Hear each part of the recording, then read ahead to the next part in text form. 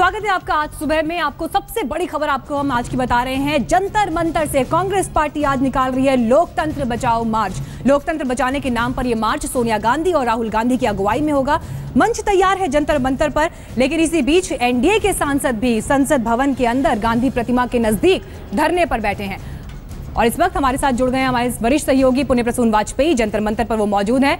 प्रसून जी, सबसे बड़ा सवाल यही कि कांग्रेस जिस तैयारी में आज है, क्या वाकई इस मार्च के जरिए वो विस्तार अपनी रणनीति को दे पाएगी कि सुब्रमण्यम स्वामी के आरोपों का जवाब दे सके और अब तक जिस तरह से बैकफुट पर आई है वहां से बच सके? कांग्रेस का जो कांग्रेस के विचार, कांग्रेस की धरोहर। देखिए, ये अपनी तरीके की पहली लड़ाई है जिसमें कह सकते हैं कि संसद चल रही है लेकिन सड़क पर संघर्ष करेंगे, आंदोलन करेंगे। नाम दिया गया लोकतंत्र बचाओ, लेकिन लोकतंत्र बचाओ को सिर्फ अगस्ता वेस्टलैंड से जोड़ने का जिक्र नहीं है, सिर्फ सुब्रमण्यम स्वामी या फिर मोदी सरकार के जरिए जो आरोप लगाए जा रहे हैं उसका जिक्र नहीं है। यहाँ पर जंतर मंतर पर 3 सवाल सबसे ज्यादा बड़े तरीके से कांग्रेस पार्टी उठाना चाह रही है। पहला बड़ा मुद्दा उनके सामने है कि जिन राज्यों में राष्ट्रपति शासन लगा दिया गया, थोप दिया गया, उसको डेमोक्रेसी पर हमला बताया जा रहा है। रोहित वेमुला का सवाल, जो कि हैदराबाद में जिस तरीके से छात्र संगठनों के संघर्ष से अपने आप को जोड़ने की कोशिश हो रही है। और तीसरा बड़ा सवाल यह है कि संसद के भीतर ताकत कांग्रेस की उतनी है नहीं।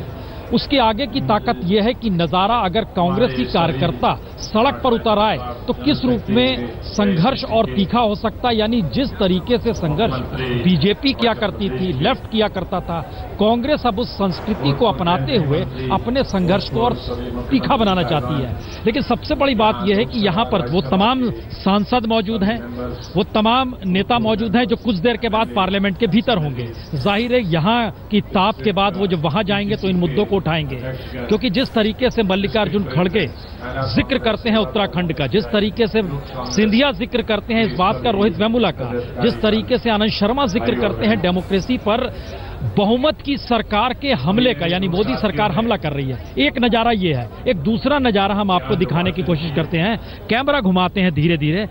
ये वो भीड़ है जो धीरे धीरे जुड़ती चली जा रही है और बड़ी तादाद में यहां पर कांग्रेसी कार्यकर्ता अलग अलग जगहों से यहां पर जमा हुए हैं। और ये बताने की कोशिश है कि कांग्रेस का संघर्ष सिर्फ संसद तक सीमित नहीं है। और उसका मतलब बहुत साफ है कि कांग्रेस इस बात को चाह रही है कि यह मुद्दा किसी न किसी रूप में जनता के साथ जुड़ता हुआ चला जाए। और शायद यही वो वजह है जिसमें खास तौर पर इस बात का ध्यान कांग्रेस रख रही है कि हां, अगर इतनी बड़ी तादाद में जनता साथ जुड़ती है और इस तरीके से नेता अपनी बात का जिक्र करते हैं तो एक राजनीतिक दबाव है, पॉलिटिकल तैयारी है ये। इसलिए सवाल ये नहीं है कि कांग्रेस के पास वो स्क्रिप्ट कौन सी है जिसके जरिए उसके सर्वाइवल हो पाएगा। सवाल है कि अगर इतनी बड़ी तादाद में लोगों का समूह अगर कांग्रेस जुटा लेती है और उन मुद्दों के आश्रय जुटा लेती है जिसमें इस बात का जिक्र होता है कि मोदी सरकार पर सीधे हमला बोलना है, तो चाहे जनता का नारा हो या सरकार का नारा हो, उनके भीतर का सवाल यही है कि हां, सीधे केंद्र सरकार पे हमला बोल दिया जाए। इसलिए नारों की गूंज केंद्र सरकार को घेरती है, मुद्दों को लेकर गूंजती है और शायद ये कहीं ना कहीं ऑक्सीजन का काम केंद्र और दूसरी तरफ जो भाषण चल रहे हैं उनको दिया जाता है। ये एक पूरी की पूरी प्रक्रिया है जिसमें बनाने की कोशिश की जा रही है। हम आपको लिए चलते हैं मंच की तरफ, जहां पर अब गुलाम नबी आजाद साहब बोल रहे हैं। ये एक स्थिति बन रही है कि नेता अपनी बात को बोलेगा और दूसरी तरफ नेता अपनी बात का जिक्र करेगा, इधर से नारे लगेंगे। और ये जब काफिला निकलेगा लोगों के बीच से होता हुआ, क्योंकि इसको रोकने की तैयारी जंतर मंतर से बाहर निकलकर तुरंत कर ली गई है। सड़क पर चंद फरलांग की दूरी पर बैरिकेड है। राहुल गांधी और सोनिया गांधी अभी पहुंचे नहीं है, लेकिन माना जा रहा है कि अब अगले 5 से 7 मिनट में वो पहुंच जाएंगे। तो ये एक स्थिति है, कांग्रेस को ये लगने लगा है अब कि राजनीतिक संघर्ष को जलाने के लिए और उसको किस रूप में पार्टी के भीतर जगाया जाए और वो अल्टरनेटिव के तौर पर सामने आ जाए। और शायद यही एक बड़ी वजह है कि कांग्रेस पहली बार शायद एसी के कमरों से निकलकर अब संघर्ष में तैयारी करने में जुट रही है। और बीजेपी जिस मंत्र को लेकर वैचारिक तौर पर चलती है थी कि जनता के बीच जाइए, कांग्रेस उसी तरीके से अब उन मुद्दों को लेकर जनता के बीच आ रही है। क्योंकि हम लोगों से बात करते हैं तो अगस्ता वेस्टलैंड के बारे में बहुत जानकारी लोगों को नहीं है, लेकिन हर कोई इस बात का जिक्र कर देता है कि हां, गांधी परिवार उससे नहीं जुड़ा हो सकता है, उसके निशाने पर मोदी आ जाते हैं। उसके जहन में अल्पसंख्यकों का सवाल आ जाता है, उसके जहन में राष्ट्रपति शासन आ जाता है, उत्तराखंड का सवाल आ जाता है, उसके जहन में इस बात का जिक्र हो जाता है कि इस देश के भीतर कहीं ना कहीं धार्मिक तरीके से चीजें क्या बांटी जा रही है। ये बहुत सारे सवाल हैं जिसको कांग्रेस को एक मंच मिला है चलती हुई संसद के बीच सड़क से इस संघर्ष को आगे बढ़ाने को लेकर, और शायद यही एक बड़ी वजह है कि कांग्रेस इसका पूरा लाभ उठाना चाहती है। और आज कांग्रेस ने तय किया है कि जब वो यहां से जाएगी तो पार्लियामेंट के भीतर शोर से ज्यादा उन मुद्दों को उठाने की कोशिश करेगी जिसका जिक्र वो यहां पर कर रही है। इसलिए बारी बारी से हर नेता को इस बात को कहने के लिए दिया गया है कि वो हर मुद्दे को छुए, चाहे वह अल्पसंख्यकों का सवाल हो, दलितों का सवाल हो, राष्ट्रपति शासन का सवाल हो, या फिर लोकतांत्रिक तौर तरीके से लेकर अगर मोदी सरकार को घेरा जा रहा है। और इस बात का जिक्र हो रहा है कि इटालियन कोर्ट ने जो कहा वो है, लेकिन हमारा अपना कॉन्स्टिट्यूशन, हमारी सुप्रीम कोर्ट नहीं है। ये एक नई स्थिति बन रही है। और एक दूसरी स्थिति यह भी है, क्योंकि आज केंद्र सरकार को सुप्रीम कोर्ट में कहना है कि उत्तराखंड में वो बहुमत परीक्षण के लिए तैयार है या नहीं, तो बड़ा मुद्दा झटके में उत्तराखंड का मुद्दा हो गया। और जितनी बड़ी तादाद में ये लोग आए हैं, इसमें हम बता दें बड़ी तादाद में लोग उत्तराखंड के लोग हैं यहाँ पर, जो यहाँ पर आए हैं हरीश रावत के पक्ष में नारे लगाते हैं और अपने नारों के जरिए वो इस बात के ऐलान करते हैं कि हम संघर्ष के लिए तैयार हैं। तो ये एक अच्छी प्रक्रिया है कांग्रेस के लिए कि वो संघर्ष करने की स्थिति में लगातार आ रही है। बिल्कुल, यहाँ पर कोशिश पूरी यही कि एक बार फिर अपनी शक्ति दिखाए कांग्रेस पार्टी, और जिस ऑक्सीजन को वापस जुटाने की कोशिश में है, क्या वाकई वो सब हो पाएगा, उसमें पार्टी कामयाब हो पाएगी, ये भी देखना होगा, जिस पर आज पूरे दिन भर हमारी नजर बनी रहेगी। लेकिन आइए आपको दूसरी तस्वीर अब संसद भवन के अंदर दिखाते हैं, जहां एनडीए के सांसद आज गांधी प्रतिमा के नजदीक धरने पर बैठे हैं और वो जवाबी हमला है कांग्रेस के ऊपर। उनका यह कहना है कि अगर कुछ गलत नहीं किया तो फिर चिंता किस बात की है, जांच के लिए तैयार रहिए, तमाम आरोपों का सामना करिए। हमारे संवाददाता अशोक सिंघल ने बात की, जो सांसद वहां बैठे हैं उनसे, और जाना कि क्या कुछ वो अभी तैयार कर रहे हैं और क्या उनकी रणनीति आज के दिन में होगी। सुनिए। अगस्ता वेस्टलैंड को लेकर के एनडीए के सांसदों ने यहाँ पर पार्लियामेंट के भीतर गांधी स्टैच्यू के पास धरने पे ये लोग बैठे हुए हैं, और इनका ये कहना है कि जो जिस ढंग से अगस्ता डील हुई है उसमें करप्शन हुई है, रिश्वत दी गई है। हमारे साथ तमाम सांसद एनडीए के और अकाली पासवान की पार्टी के, शिवसेना, तमाम यहाँ लोग मौजूद हैं, बात करते हैं। आप लोगों का क्या कहना है? देखिए, जो अगस्ता वेस्टलैंड में जो स्कैम हुआ है उसमें सीधे तौर पे जो रिश्वत देने वाले थे, इटली में उन पे केस दर्ज हो गया।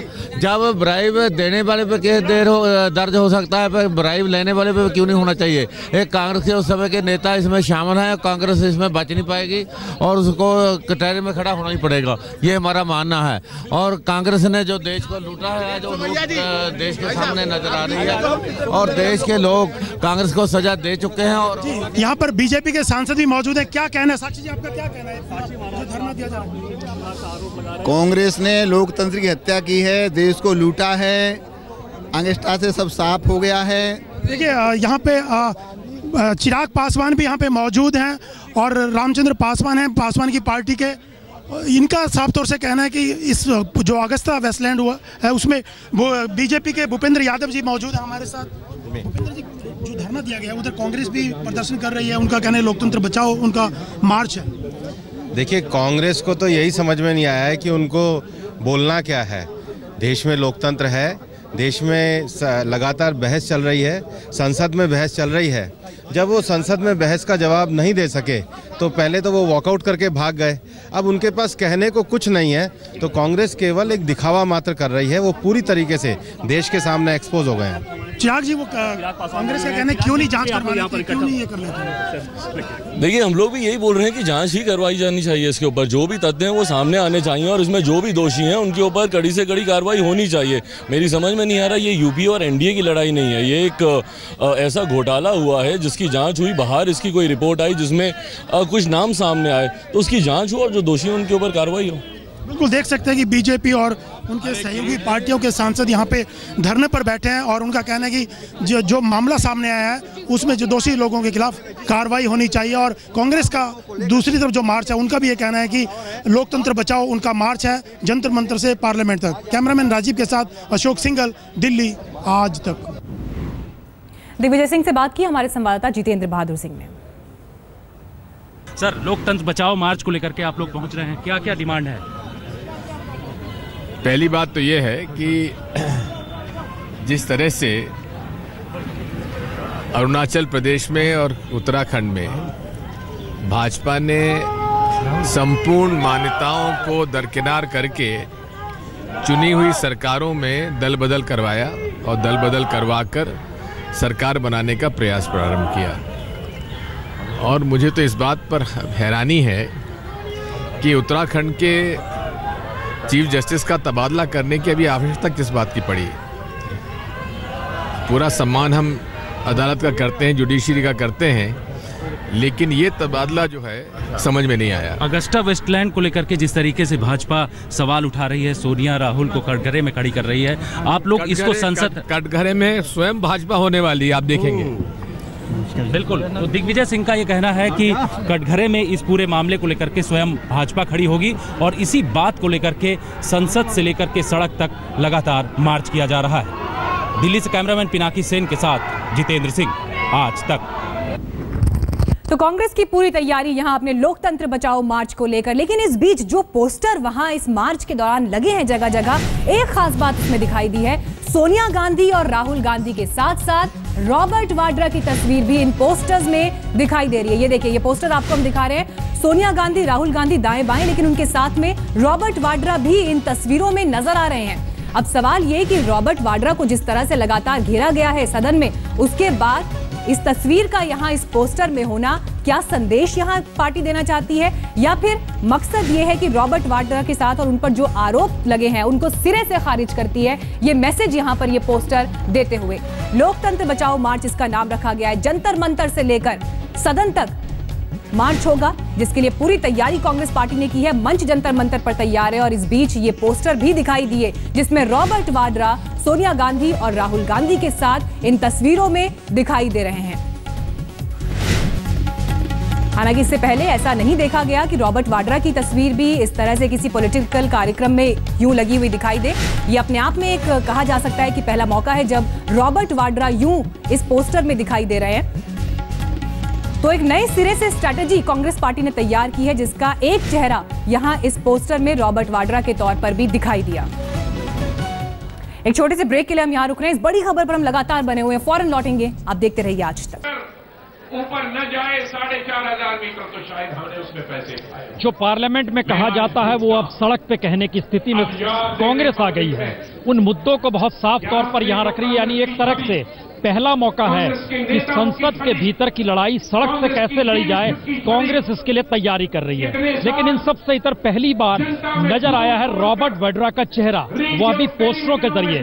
हमारे सहयोगी जितेंद्र बहादुर ने टटोला कि दरअसल रॉबर्ट वाड्रा पोस्टर में चस्पा क्यों है, बताइए जितेंद्र। संसद से लेकर सड़क तक लगातार लोकतंत्र बचाओ मार्च को लेकर के कांग्रेस पार्टी जंतर मंतर पर पहुंची हुई है और इस वक्त आपको दिखाना चाहेंगे कि हजारों की संख्या में कांग्रेस के कार्यकर्ता जंतर मंतर की ओर जा रहे हैं। यही नहीं, यहां पर संसद से लेकर के सड़क तक इस तरीके के पोस्टर और बैनर से पटे पड़े हैं और इसमें ये निश्चित तौर पर लिखा हुआ है कि किस तरीके से वर्तमान सरकार इस समय काम कर रही है, जिसमें ये साफ इस पोस्टर में दिखाया गया है कि महंगाई की किस तरीके से मार पड़ी हुई है।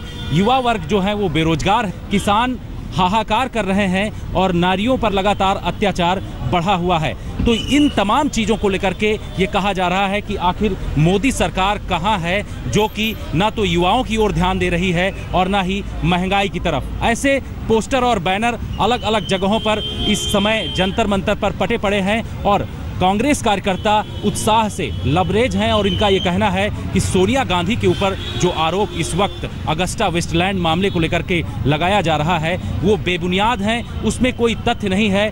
भाजपा सिर्फ अपनी नाकामियों को छिपाने के लिए इस तरीके के आरोप लगा करके हमारे कांग्रेस के जो नेता हैं उनके ऊपर हमला कर रहे हैं। ऐसा कांग्रेस कार्यकर्ता जो जंतर मंतर पर पहुंच रहे हैं उनका लगातार कहना है। ऐसे में अब देखना होगा कि इस तरीके से जो कांग्रेस पार्टी लगातार प्रदर्शन करके आगे बढ़ने की कोशिश कर रही है उसको क्या कोई संजीवनी बूटी जंतर मंतर से मिलेगी। दिल्ली से कैमरामैन पिनाकी सेन के साथ जितेंद्र सिंह, आज तक। और अगर इनके पास मसला सिर्फ रॉबर्ट वड्रा का नहीं है। दरअसल जंतर मंतर पर नेहरू की तस्वीर है, इंदिरा गांधी की तस्वीर है, राजीव गांधी की तस्वीर है और मौजूदा वक्त के उन तमाम गांधी परिवार के नेताओं की तस्वीर है। लेकिन कोई तस्वीर अगर नहीं है तो वो पीवी नरसिम्हा राव की नहीं है। तो ये कांग्रेस के दौर से गांधी परिवार का मतलब क्या है, ये भी थोड़ा समझा जाना चाहिए कि कांग्रेस से इतर या गांधी परिवार से इतर कांग्रेस नहीं है। ये सच जंतर मंतर पे पटा पड़ा है, पोस्टरों के जरिए पटा पड़ा है और हर तस्वीर और हर नारे के जरिए पटा पड़ा है। हम एक छोटे से ब्रेक के बाद लौटते हैं, तब इस बात का जिक्र भी दिखाएंगे और बताएंगे कि संसद चल रही है और वहां के मुद्दे अगर सड़क पर उठाए जा रहे हैं तो क्या ये पहला मौका है या फिर एक नए तरह की लड़ाई के नए संकेत हैं। ब्रेक के बाद